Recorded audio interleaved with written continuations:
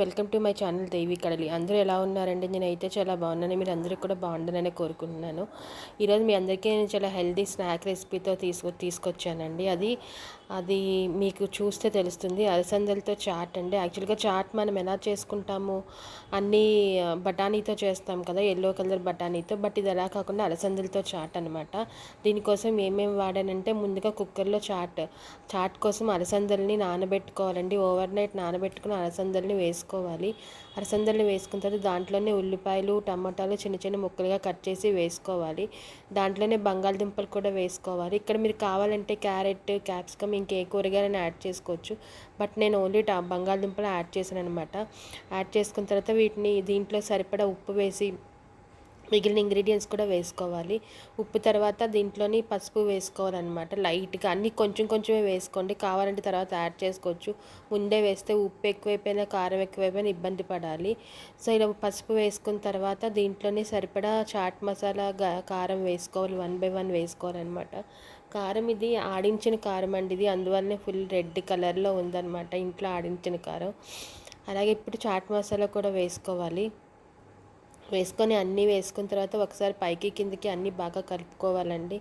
ఎలా అంటే అసలు ఎక్కడ మనకి ముక్కలు లైట్ కలర్లో కనబడకూడదు అనమాట. కలిపినప్పుడు ఇవన్నీ మనకి ముక్కలతో పాటు ఉప్పు, కారం, పసుపు అన్నీ కలిసిపోవాలి. అంత బాగా కలుపుకోవాలన్నమాట. కలుపుకొని ఇప్పుడు మనం సరిపడా నీళ్లు వేసుకొని దీంట్లోని నీళ్ళు ఎక్కువ వేయొద్దండి. ఎందుకంటే మ్యాష్ చేసేటప్పుడు మనకి మ్యాషర్తో మ్యాష్ చేసేటప్పుడు నీళ్ళు ఎక్కువైతే అది మ్యాష్ అవ్వవు అనమాట. సో ఫస్ట్ ఉడకడానికైతే ముక్కలు కుక్ అవ్వడానికైతే ఫస్ట్ సరిపడా వాటర్ వేసుకోండి. తర్వాత కావాలంటే వాటర్ యాడ్ చేసుకోవచ్చు. ఇలాగా పెట్టుకొని కుక్కర్లో 3 విజిల్స్ పెట్టుకోవాలన్నమాట.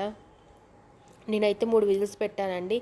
ఇంకా మెత్తగా కావాలి అంటే మీరు ఇంకొక విజిల్ కూడా పెట్టుకోవచ్చు. ఇలా 3 విజిల్స్ వచ్చిన తర్వాత వీటిని తీసి మ్యాష్ చేసుకోవడం. ఇది చాలా హెల్దీ రెసిపీ అండి. ఇది పిల్లలకి మనం ఇవి నానబెట్టుకొని ఉంచుకుంటే చాలు. ఈ అలసందలు మనం ఈజీగా చేసేసుకోవచ్చు. నార్మల్గా చేసుకునే చాట్ అంత ప్రాసెస్ దీనికి అక్కర్లేదన్నమాట. సింపుల్గానే అయిపోతుంది. చాలా ఈజీ హెల్దీ రెసిపీ అనమాట.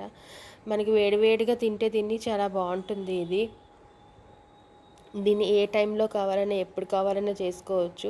బట్ బ్రేక్ఫాస్ట్లో అయితే స్కిప్ చేయండి. బట్ డిన్నర్ టైంలో చేసుకుంటే వేడివేడిగా తింటే చాలా బాగుంటుందన్నమాట. ఇది కొన్ని 3 విజిల్స్ వచ్చిన తర్వాత కుక్కర్ మూత ఓపెన్ చేసి చూస్తే ఇలా ఉంటుంది. ఇలా మొత్తం రెడీ అయిపోయిన తర్వాత ఇప్పుడు దీన్ని మ్యాషర్తో మ్యాష్ చేసుకోవాలంటే ఎంత మెత్తగా మ్యాష్ చేసుకుంటే ఇది అంత బాగుంటుందండి. సో మీరు కుక్కర్ 3 విజిల్స్ కన్నా ఇంకొక విజిల్ పెట్టుకుంటే ఇంకా మెత్తగా అయిపోతుంది. బట్ 3 విజిల్స్కే మెత్తగా అయిపోతుంది. బట్ ఇంకా మెత్తగా కావాలంటే ఇంకొక విజిల్ పెట్టుకుంటే సరిపోతుంది. అలాగనమాట.